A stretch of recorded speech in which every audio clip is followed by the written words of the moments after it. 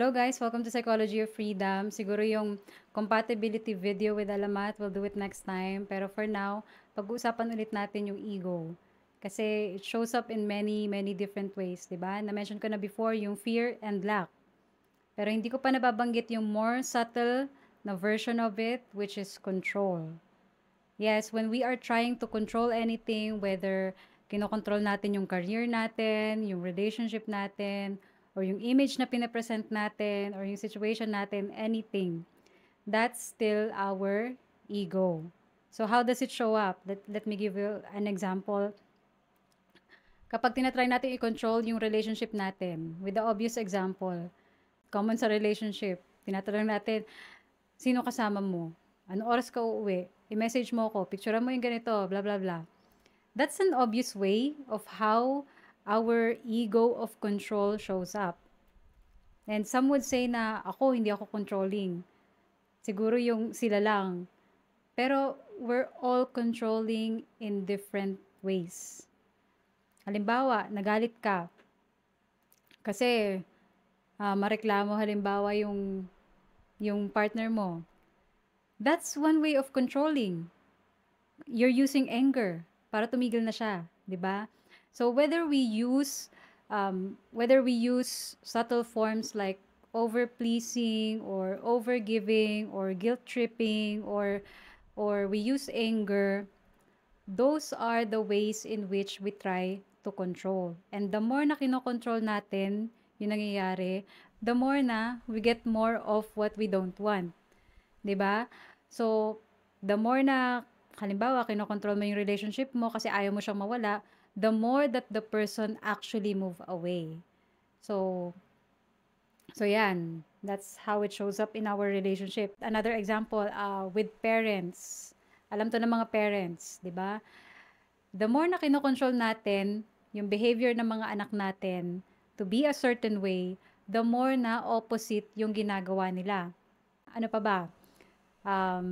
Pag kinokontrol natin yung image natin, kung paano tayo ipe-perceive ng mga tao, or halimbawa sa career, pag tinatry natin i-control yung career natin through micromanaging everything or overachieving, overperforming, or trying to prove ourselves, diba? Trying to make everything perfect, it's all the same thing. We are trying to control. Kasi yan yung way natin para i-manage yung anxiety natin through control. It's really coming from our anxiety. Bakit natin kinokontrol yung relationship natin? Dahil sa anxiety natin na baka iwan tayo, or bakit natin kinokontrol yung anak natin? Dahil sa anxiety natin na baka mamali sila ng path, or masama yung isipin sa atin, or baka isipin ng ibang tao, we're not good parents. Bakit natin kinokontrol yung career natin? Dahil sa anxiety na we are not good enough.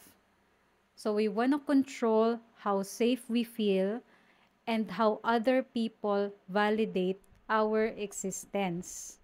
And the more na meron tayong agenda na i-control or i-force yung mga outcome na gusto natin, na ito dapat yung mangyayari, the more na it doesn't go our way. 'Di ba? It just doesn't go our way. Bakit? Sinasabotahe ba tayo? 'Di ba? It can feel like that. Sinasabotahe tayo ni universe.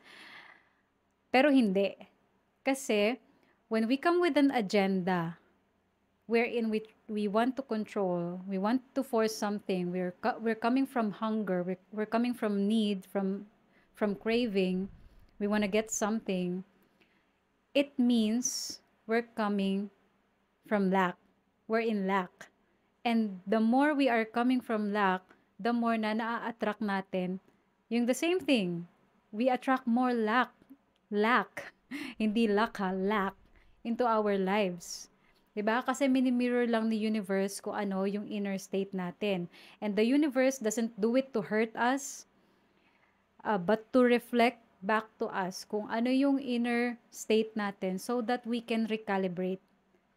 Madaling sabihin na victim tayo ng situation natin, or we take comfort in blaming other people. Pero in truth, we are actually co-creators ng reality natin. So we better look within and be aware kung ano nangyayari inside. and clean up the chaos, clean up the inner scarcity and lack. Pero we're not paying attention. So, saan nga ba nanggaling tong ganito nating pattern of control? Why are we so full of control energy? Kasi, nung bata pa tayo, we never had control. Hindi natin na-control kung gaano ka-safe yung environment natin. Hindi natin na-control kung paano tayo i-validate ng parents natin. Hindi natin na-control kung ano yung pain na may encounter natin or may experience natin. Wala tayong control. Kaya nung tumanda tayo, we overcompensate. And yung mga nakaranas ng moderate to severe uh, trauma in childhood, sila yung may big issues. Big issues with control. So, bakit control? Kasi para sa brain natin, control equals safety. Diba? If makokontrol ko yung mangyayari, I'll feel safe. If makokontrol ko yung opinion ng ibang tao, I'm safe. If makokontrol ko yung achievement ko, I'm safe. Or if makokontrol ko yung relationship ko, I'm safe. I will not be abandoned. And yung pag-let go and pag-surrender, it feels dangerous sa brain natin. Kasi nga, it's unknown. It's unpredictable. Hindi mo alam kung ano yung i-expect mo. So, ano bang gusto ng brain natin? Ang gusto lang niyan, safety, familiarity, and predictability. Pero that's not life. 'Di ba? Life is eternally unsafe. Walang safety net in life. It doesn't exist. That's the illusion of our ego. 'Di ba? Halimbawa, happy tayo kasi na-control natin uh, yung flood. Doon tayo sa mataas na area. Talagang intentionally pinili natin yon para hindi tayo mabiktima ng flood. Tapos nagka-earthquake. 'Di ba? So, in essence, we try to create a sense of safety through control. Pero control is an illusion. We have no control. And ironically, we attract more of what we don't want. 'Di ba? So, what do we do? How do we break the pattern of control? Lagi yan, palagi-lagi na lang awareness. We have to be aware of our pattern before we can break it. Pangalawa, we have to train yung nervous system natin to feel safe in trust and surrender. Kasi it doesn't feel safe when we surrender. 'Di ba? Yung trauma kasi, whether big or small yan, it leaves an imprint sa body natin. Pwedeng hindi na natin matandaan yung mismong nangyari, pero the body remembers. So yung body natin, it reacts with anxiety and discomfort, and sometimes hindi tayo aware. 'Di ba? So, paano natin matitrain yung brain natin to feel safe? So, kung meron tayong pattern of control, yan yung neural pathway natin sa brain. Solid na yan. Kasi yan yung paulit-ulit na ginagawa natin to cope, to survive. Pero, when we do the opposite, meaning, we trust and we surrender instead of controlling and over micromanaging everything, nagkikreate tayo ng bagong neural pathways. And it gets easier and easier kapag paulit-ulit natin siyang ginagawa. Pero, kailangang matolerate muna natin yung anxiety that comes with it.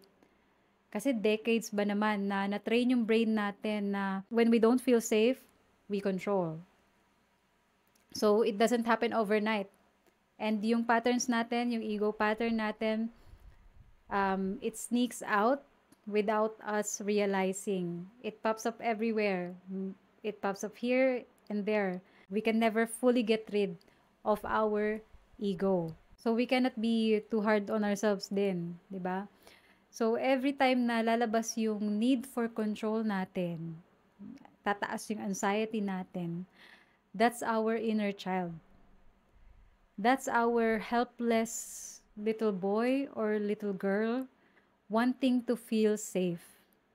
And ang good indicator na may heal mo yung trauma mo or mabibreak mo yung patterns mo in the past, it's not about doing everything perfectly na hindi mo na talaga magagawa yung pattern na to, but it's about how good of a parent you are to your own inner child. It's all about reparenting yourself. changing your inner script, changing your internal dialogue with your inner child, 'di ba? And also, it can be its own trap kasi sometimes ayusin natin yung sabi nga 'di ba sa law of attraction, you attract what you are.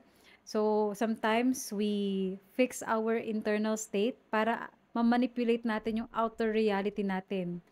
'Di ba? That's still an agenda. You're still coming from lack, coming from inner scarcity. So, we drop the agenda. Doesn't mean naman na magiging passive na tayo in life. Hindi na tayo kikilos. We still do what we usually do, but with true, complete surrender sa outcome. Hindi na tayo obsessed in getting things a certain way. And we become curious kung ano ba yung mangyayari instead of trying to control. 'Di ba? So, in summary, we first become aware of this pattern na ito yung ginagawa natin to cope with our anxiety, and we drop the illusion of control. Painful nga lang siya. Painful yung pag-release ng control. Pag-release ng control sa kung ano yung mangyayari, sa loved ones mo, sa career mo, or sa situation mo. Life is always teaching us, always reminding us na we have no control. And so we learn to trust and surrender. That's how we override yung mga patterns natin. And also gusto ko din palang isingit kasi since we're talking about control, nalala ko yung nakausap ko na may anxiety disorder kasi nga 'di ba yung may mga anxiety disorder, they have issues with control. Um, I'm not against psychiatric medications. Pag nasa crisis ka, syempre you take it. Pero with long-term use, I would caution you. Kasi remember, itong mga medications na to, they are still mind-altering substances. Tinatry niyang i-balance yung chemicals sa brain natin. Pero, you don't want your brain to get to a point na hindi niya nang kayang i-balance yung sarili niya on its own. Tamad na siya kasi nga the medications does it for the brain. So just a caution lang. So ayan, when we surrender more and more, it's actually addictive kasi yung the peace that comes with it, 'di ba? You're no longer engaged by any outcome. You're no longer obsessively, manically trying to control or micromanage what happens, and you flow more with life.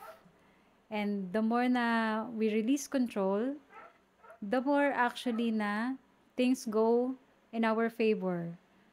So, ayun lang. Thank you so much for listening and watching. I'll keep it short this time. Ayan, see you sa next video.